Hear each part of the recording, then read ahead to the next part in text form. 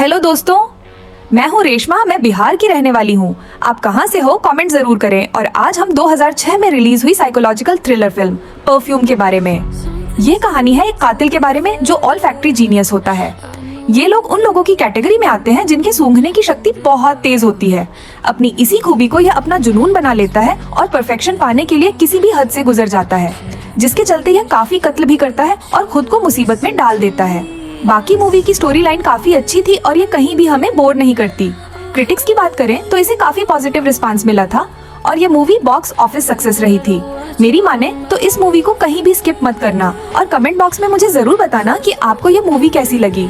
और जिन लोगों ने चैनल को सब्सक्राइब नहीं किया वो सब्सक्राइब कर लें और नई वीडियोस के नोटिफिकेशन पाने के लिए बेल आइकॉन को भी प्रेस कर दें। तो विदाउट वेस्टिंग मच टाइम शुरू करते हैं मूवी की एक्सप्लेनेशन। मूवी की शुरुआत में हम एक लड़के को देखते हैं जिसे कुछ लोग चेन में बांधकर घसीटते हुए एक बालकोनी में पब्लिक के सामने लेकर आते हैं। यहाँ सब लोग चीख रहे होते हैं, चिल्ला रहे होते हैं और एक ही बात कह रहे होते हैं, इस कातिल को सूली पे लटका दो। अब यहाँ उसे मौत की सजा सुनाई जाती है, जिसमें वो कहते हैं कि पहले वो उसके हाथ पैर तोड़ेंगे और फिर उसके बाद उसे सूली पे लटका दिया जाएगा, जिसे सुनकर सब लोग बहुत खुश होते हैं। अब कौन था ये आदमी और उसके साथ ऐसा क्रूर व्यवहार क्यों हो रहा था, यह जानने के लिए हमें समय में थोड़ा पीछे जाना होगा। अब सन होता है 1738। पेरिस के एक फिश मार्केट में एक औरत काम करते दिखाई देती है। कुछ समय बाद उसे लेबर पेन होने लगती है और जल्द ही वो एक बच्चे को जन्म देती है, पर वो उस बच्चे को पैर मारकर पीछे कर देती है।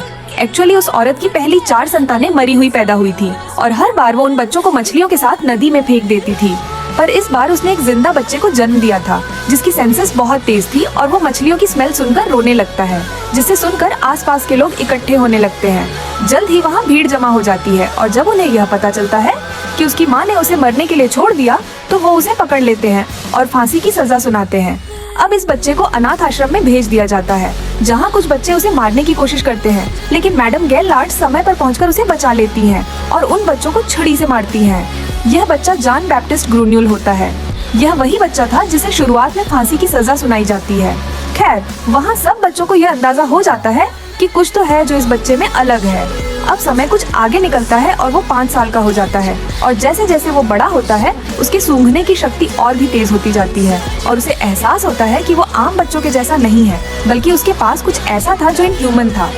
और इसी के चलते बाकी बच्चे उसे नफरत करते थे और हमेशा सबके बीच रहता हुआ भी वो अकेला था। वो थोड़ा और बड़ा होता है और उसके सूंघने की शक्ति और तेज हो जाती है। वो दूर से ही हर एक चीज को डिफरेंशिएट करने लगता है। अब जब वो 13 साल का होता है तो मैडम गेलार्ड के पास उसे रखने के लिए जगह नहीं होती, तो वो उसे एक जानवरों के खाल के व्यापारी को बेच देती है। पर जैसे ही वो वापस जाने लगती है कि कुछ लुटेरों से मारकर उसे पैसे छीन लेते हैं। इधर जान का ज्यादातर समय जानवरों के खाल निकालने में ही गुजरता और दिन के 15 से 16 घंटे वो काम करता। अब ऐसे ही कुछ दिन निकलते हैं और वो बड़ा हो जाता है। एक दिन वो व्यापारी उसके काम से खुश होकर सामान की डिलीवरी देने उसे शहर ले जाता है, जहाँ वो शहर की गलियों से गुजरता हुआ अलग अलग खुशबुएं सूंघता है। यहाँ सामान छोड़ने के बाद उसे कुछ खुशबू का एहसास होता है, जिसका पीछा करते करते वो एक परफ्यूम की दुकान तक पहुँच जाता है। यहाँ कुछ देर खड़ा होकर वो उन खुशबुओं का आनंद लेता है कि तभी उसे अपने पास से एक अलग तरह की खुशबू का एहसास होता है।